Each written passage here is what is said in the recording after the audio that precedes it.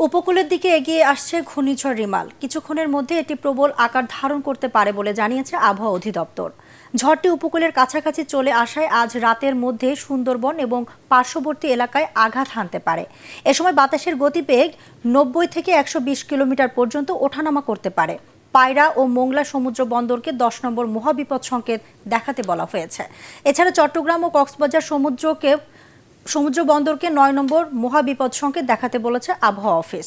আবহাওয়া অধিদপ্তরের সর্বশেষ বিজ্ঞপ্তিতে বলা হয়, ঘূর্ণিঝড় রিমাল চট্টগ্রাম সমুদ্র বন্দর থেকে 350 কিলোমিটার দক্ষিণ পশ্চিমে, কক্সবাজার সমুদ্র বন্দর থেকে 300 কিলোমিটার দক্ষিণ পশ্চিমে, মোংলা সমুদ্র বন্দর থেকে 290 কিলোমিটার দক্ষিণে এবং পায়রা সমুদ্র বন্দর থেকে 280 কিলোমিটার দক্ষিণে অবস্থান করছে। এটি আরও উত্তর দিকে অগ্রসর হয়ে ঘনীভূত হতে পারে। বর্তমানে ঘূর্ণিঝড় কেন্দ্রের 54 কিলোমিটারের মধ্যে বাতাসের একটানা সর্বোচ্চ গতিবেগ ঘন্টায় 62 কিলোমিটার। এটি দমকা অথবা ঝোড়ো হাওয়ার আকারে 88 কিলোমিটার পর্যন্ত বৃদ্ধি পাচ্ছে। ঘূর্ণিঝড় কেন্দ্রের কাছের এলাকায় সাগর উত্তাল রয়েছে। সাগরে 8 থেকে 9 ফুট উচ্চতার জলোচ্ছ্বাসের আশঙ্কা করছে আবহাওয়া অফিস।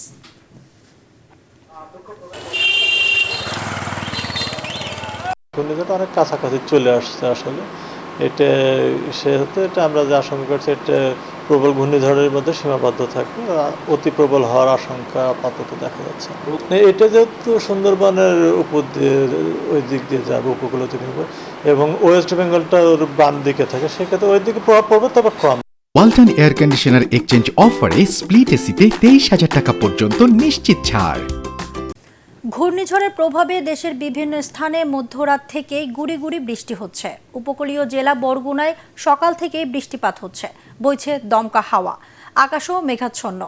নিরাপদ আশ্রয়ে সরে যাচ্ছেন উপকূলের বাসিন্দারা। ঘূর্ণিঝড় মোকাবেলায় প্রস্তুত রয়েছে 673টি আশ্রয় কেন্দ্র। বরিশালে আকাশ মেঘলা রয়েছে। নদীর পানি 2 থেকে 3 ফুট বৃদ্ধি পেয়েছে। এতে চর ও নগরীর নিচু এলাকায় পানি ঢুকে পড়েছে। এছাড়া থেমে থেমে গুড়ি গুড়ি বৃষ্টি হচ্ছে। বন্ধ রয়েছে বরিশাল ঢাকা সহ সকল রুটের লঞ্চ চলাচল। সাতক্ষীরায়ও গুড়ি গুড়ি বৃষ্টি শুরু হয়েছে। এছাড়া সুন্দরবন সংলগ্ন নদ নদীতে স্বাভাবিকের চেয়ে 3 থেকে 4 ফুট পানি বেড়েছে। ঝুঁকিপূর্ণ এলাকার মানুষদের সরিয়ে নিতে প্রস্তুত রয়েছে 187টি আশ্রয় কেন্দ্র।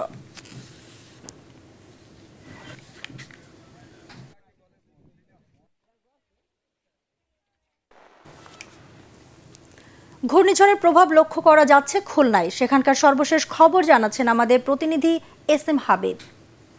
ঘূর্ণিঝড় রিমাল অগ্রাংশ ইতিমধ্যেই উপকূলীয় এলাকায় পৌঁছে গেছে, যার প্রভাবে খুলনার উপকূল এলাকায় সকাল ভোর থেকেই মৃদু বৃষ্টি এবং দমকা হাওয়া বইছে। তার প্রভাব খুলনা শহরেও দমকা হাওয়া আমরা দেখতে পাচ্ছি। তবে আমরা স্থানীয় আবহাওয়া অফিসের সিনিয়র আবহাওয়াবিদ আজাদ সাহেবের সঙ্গে কথা বলেছি। তিনি বলেছেন যে এটা দুপুর নাগাদে ঝড়টি আরো প্রবল আকারে উপকূল এলাকার দিকে ধাবিত হবে। এদিকে আমরা পানি উন্নয়ন বোর্ডের প্রকৌশলীদের সঙ্গে কথা বলেছি। তারা বলেছে তাদের যে ভেরিবাদগুলো ভালো অবস্থায় আছে এবং যেখানে যতটুকু মেরামতের কাজ সেটুকু তারা করছে এবং তাদের টিম প্রতিটি এলাকায় মনিটরিং করছে যাতে বাঁধ ভেঙে কোনো জনগণের ক্ষয়ক্ষতি না হয়। এই ছিল আমার কাছে সর্বশেষ খবর। ঘূর্ণিঝড়ের প্রভাবে মধ্যরাত থেকে সাতক্ষীরায় গুড়ি গুড়ি বৃষ্টি ও ঝড়ো বাতাস বইছে। সেখানকার সর্বশেষ খবর জানাচ্ছেন আমাদের প্রতিনিধি M কামরুজ্জামান। ঘূর্ণিঝড় রুমাল মোকাবেলায় সাতক্ষীরার সব ধরনের প্রস্তুতি গ্রহণ করা হয়েছে।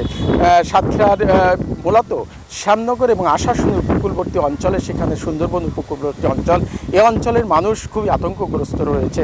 আইলা সিডরের মতো ভয়াবহ যে দুর্যোগগুলো এসেছে সেগুলো মোকাবেলা করে তারা যে ক্ষতির সম্মুখীন হয়েছে সেই ক্ষতি এখনও পুষিয়ে উঠতে পারেনি। এরপরে আবারও রেমাল যে আঘাত, যে আক্রমণাত্মক ভাব নিয়ে এগিয়ে আসছে, সেটা জানান দেওয়ার পরে এলাকার মানুষ আতঙ্কগ্রস্ত হয়েছে। আজ সকাল থেকে সাতক্ষীরায় গুড়ি গুড়ি বৃষ্টি হচ্ছে। অঞ্চল জুড়ে মানুষের চলাচল কিন্তু অনেকটা কমে গেছে। সাতক্ষীরাতে 800 কিলোমিটার বেড়িবাঁধ রয়েছে। 800 কিলোমিটার বেড়িবাঁধের মধ্যে 50টি স্পট নির্ধারণ করা হয়েছে যেগুলো অধিক ঝুঁকিপূর্ণ। এইসব ঝুঁকিপূর্ণ বেড়িবাঁধ মেরামতের জন্য গত কয়েকদিন ধরে পানি উন্নয়ন বোর্ড এবং স্থানীয় জনপ্রতিনিধিরা তারা স্বেচ্ছাসেবক নিয়োগ করে এই মেরামতের চেষ্টা করছে। কিছুক্ষণ আগে আমি সাতক্ষীরা জেলা প্রশাসকের সাথে কথা বলেছি, উনি বলেছেন সব ধরনের প্রস্তুতি আমাদের রয়েছে। ঘূর্ণিঝড় রেমাল মোকাবেলায় যা যা দরকার সে ধরনের প্রস্তুতি সরকারের পক্ষ থেকে নেওয়া হয়েছে।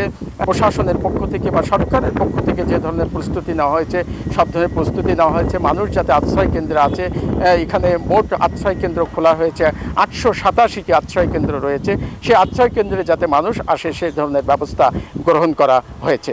এই ছিল আমার কাছে সর্বশেষ update. M Kamruzzaman, ATN Bangla, Satkhira.